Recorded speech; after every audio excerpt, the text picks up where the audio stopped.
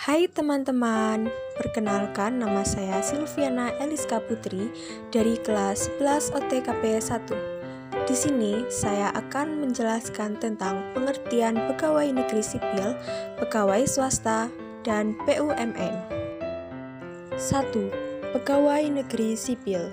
Pegawai negeri sipil adalah pegawai yang telah memenuhi syarat yang ditentukan, diangkat oleh pejabat yang berwenang dan diserahi tugas dalam suatu jabatan negeri atau diserahi tugas negara lainnya dan digaji berdasarkan peraturan perundang-undangan yang berlaku. Di Indonesia, PNS merupakan salah satu unsur aparatur sipil negara atau ASN. Sejak diberlakukannya Undang-Undang Nomor 5 Tahun 2014, pegawai ASN terdiri atas dua jenis, yaitu PNS yang diangkat sebagai pegawai tetap dan pegawai pemerintah dengan perjanjian kerja atau PPPK yang diangkat sesuai dengan kebutuhan instansi pemerintah. Adapun pengetahuan dan keahlian PNS yaitu kemampuan menulis, kemampuan mengoperasikan komputer, penguasaan bahasa asing, pengetahuan ketatanegaraan, pengetahuan tentang hukum dan pemerintahan, dan kemampuan tata kelola administrasi. Sebagai PNS harus memiliki peran dan tanggung jawab, yaitu 1. Membahas dan memberikan persetujuan peraturan pemerintah pengganti undang-undang. 2. Membentuk undang-undang yang dibahas dengan presiden untuk mendapat persetujuan bersama.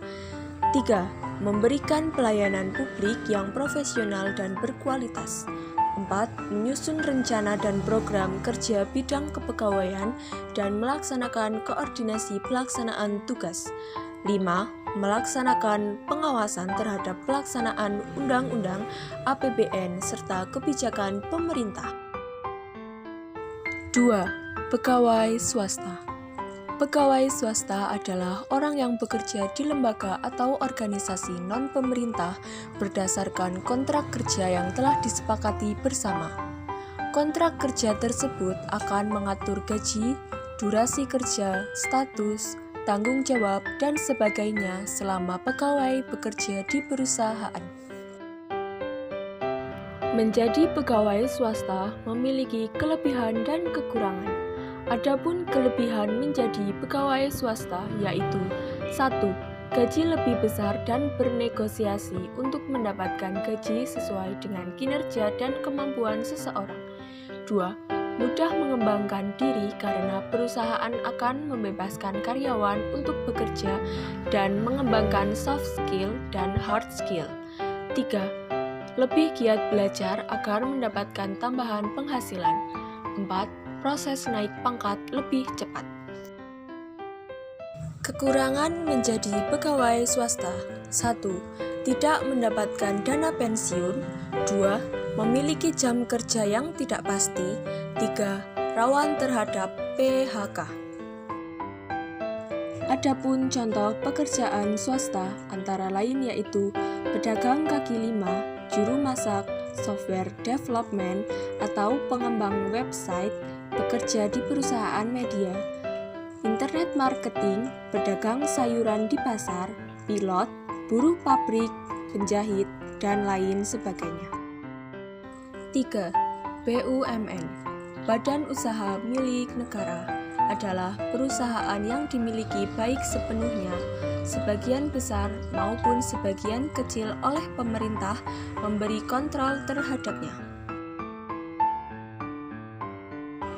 BUMN singkatan dari Badan Usaha Milik Negara yang berbentuk perusahaan perseroan atau persero sebagaimana dimaksud dalam Peraturan Pemerintah Nomor 12 Tahun 1998 dan perusahaan umum atau perum sebagaimana dimaksud dalam Peraturan Pemerintah Nomor 13 Tahun 1998. Pada tahun 2000-2001, struktur organisasi kementerian ini dihapuskan dan dikembalikan lagi menjadi setingkat eselon 1 di lingkungan Departemen Keuangan.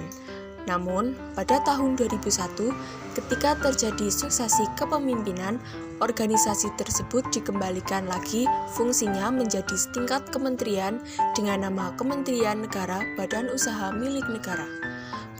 Pada tahun 2009, mengikuti perubahan nomenklatur seluruh kementerian ini pun berganti nomenklatur menjadi Kementerian Badan Usaha Milik Negara.